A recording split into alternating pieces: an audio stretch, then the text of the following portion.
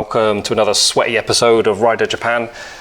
Back on the FJ again, my incredible braking bike. There's always something wrong with it, and when I fix it, there's a new thing wrong with it. It's one of those bikes, but I kind of enjoy it. I love the bike, and I am kind of having fun doing repairs on it. So the latest one is riding down the road, and there's sort of a clicking noise, a knocking, but not like a dung like a car suspension, more like a kang, like metal against metal. Like, what's that? I was worried it might be the headset, because the head bearings are difficult to replace on this bike. Took it to the bike, I couldn't figure it out basically. I took it to the bike shop, he tilted it up onto the side stand and like shook the front, and he was like, in his Japanese tone, like, headset okay desu. Okay, cool. So that was a relief, because that, not a job I would do myself, and probably would be quite expensive, labor intensive to pay someone to do it. Anyway, it doesn't need doing, good.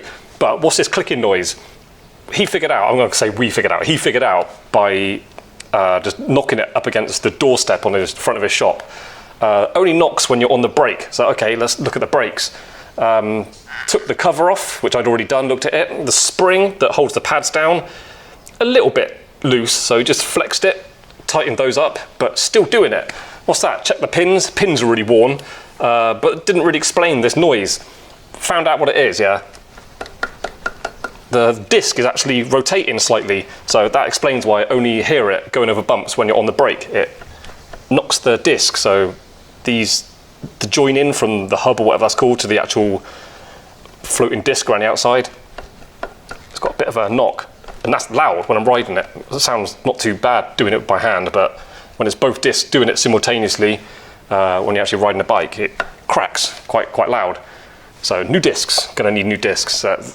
They're bit shit anyway, so get some new discs. It's not a difficult decision to make, but now I've ordered these online, found these online, weren't too expensive. I've got some Yamaha pins, so this video is a quick one, just replacing the pins in my brake calipers.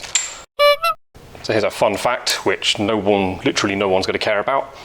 I've owned motorcycles for years, done loads of maintenance, loads of repairs, taken a wiring loom out this bike and modified it, put it back in. I can take the carbs out, rejet them, do all the gaskets, everything, put them back in. I've taken the wheels off, I can take the front suspension off, I've never done the back. But sprockets and chains I've done in the past. I've done a few jobs, all probably what mechanics would call easy jobs, but I'm not trained mechanic, so I've got over a few obstacles. One job, which is probably considered the easiest, most basic thing you can do to a bike, is change your brake pads. I've never changed brake pads on a bike or a car. This is not something I've ever done, and when it's been needed to be done, it's because a mechanic has pointed it out to me, and I said, oh, okay, because they got the car for an MOT or whatever. I was like, okay, just go ahead and do it. I've never actually done it myself. Anyway, so today I'm not doing it again. I'm just changing the pin, so little cover comes off. So now I got the cover off. Look for a little split pin thing. I can see mine just there. There you go. Rotate that.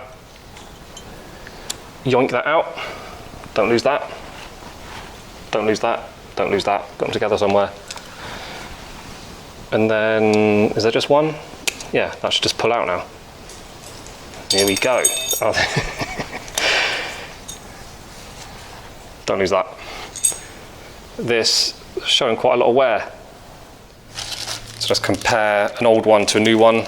Got proper Yamaha ones. Look, there's the code if you want to buy these yourself. There's a brand new one. Looks a lot fresher. And then that one, I could almost see and I can feel easily like little dips in it where it contacts the pad. So anyway, they've got a lifespan.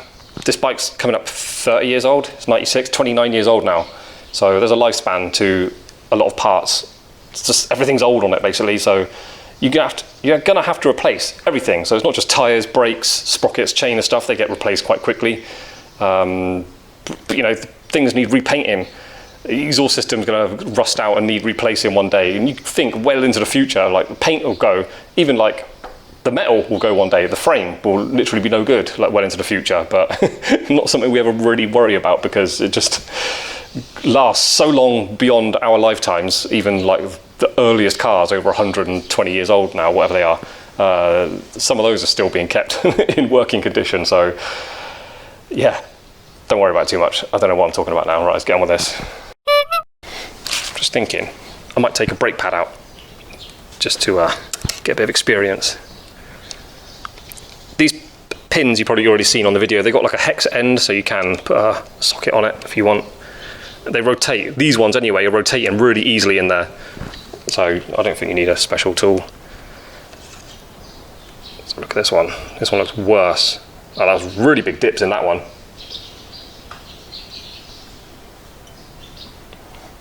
Okay, whatever. Right, let's take a disc out.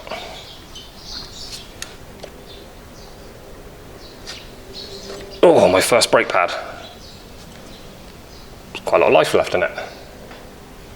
Never been changed in my ownership. I bought this bike in 2015, rode it across London loads until 2019, sold it, bought it back 2021, and I've had it until now, 2025. Okay, that was fun. At least I know in the future I can do that. I can do that job. New pin.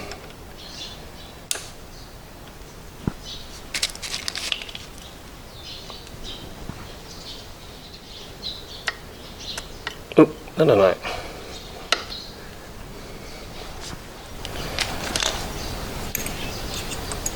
Did that go in that way? It must do. Hold that down. I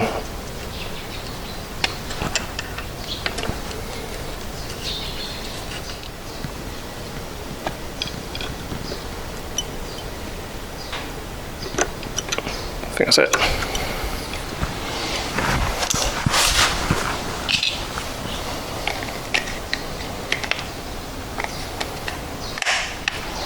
So there you go, that's the job. I've got 2 more to do the other side. I should have bought 6. My motorbike has 6. 2 for the front calipers and then 1 for the rear caliper. I've only got 4, so I'll do the other side now and then this job is done. Thanks for watching, see you on the next upload. Peace.